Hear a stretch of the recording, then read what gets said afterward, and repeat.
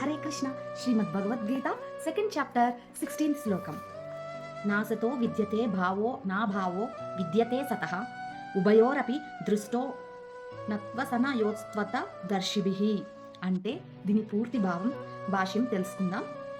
ఉనికి లేనిది అంటే భౌతిక దేహము ఉండేది కాదని, నిత్యమైనది ఆత్మ మార్పు లేనిదని సత్యమును దర్శించిన వారు నిర్ణయించారు. ఈ రెండిటి స్వభావము అధ్యయనం చేసి వారు ఇది నిర్ణయించారు. మార్పు చెందే దేహము ఉండేది కాదు. వివిధ కణాల చర్య ప్రతిచర్యల వలన దేహము ప్రతిక్షణము మారుతోంది. ఆధునిక వైద్యశాస్త్రము అంగీకరించింది. ఈ విధంగానే దేహంలో పెరుగుదల, ముసలితనం రావడం జరుగుతోంది. కానీ దేహంలో, మనసులో ఎన్ని మార్పులు జరిగినప్పటికీ ఆత్మ అదే విధంగా శాశ్వతంగా నిలిచి ఉంటుంది. భౌతిక పదార్థానికి ఆత్మకు తేడా ఇదే. స్వభావరీత్యా దేహము సదా మార్పు చెందేది కాగా ఆత్మ నిత్యమైనది.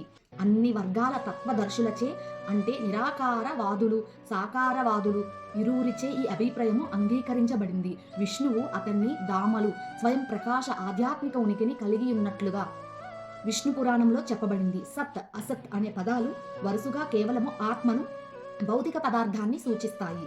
సత్యాన్ని దర్శించిన వారందరినీ ఇదే అభిప్రాయము. అజ్ఞాన ప్రభావంచే మోహితులయ్యే జీవులకు భగవంతుని ఉపదేశ మూలము ఇదే.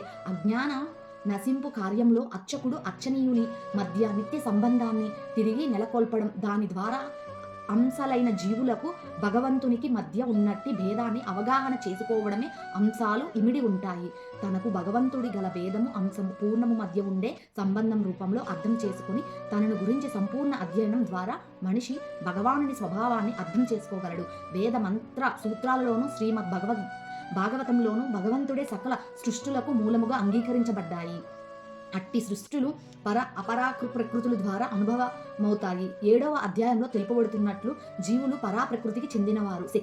శక్తిమంతునికి భేదము లేనప్పటికీ శక్తిమంతుడు భగవంతుడని, శక్తి లేదా ప్రకృతి ఆధీనమైనదే అంగీకరించబడుతుంది. అందుకే యజమాని సేవకుని విషయంలో లేదా గురువు శిష్యునిలాగా జీవులు సర్వదా భగవంతుని ఆధీనులే అయి ఉంటారు. ఇంతకీ స్పష్టమైన జ్ఞానం అజ్ఞాన ప్రభావంలో ఉన్నప్పుడు అర్థం కావడం అసాధ్యం. అటువంటి అజ్ఞానాన్ని తరిమివేయడానికే భగవంతుడు సర్వకాలంలోని జీవుల జ్ఞానోపదేశానికి భగవద్గీతను బోధించాడు. హరే కృష్ణ.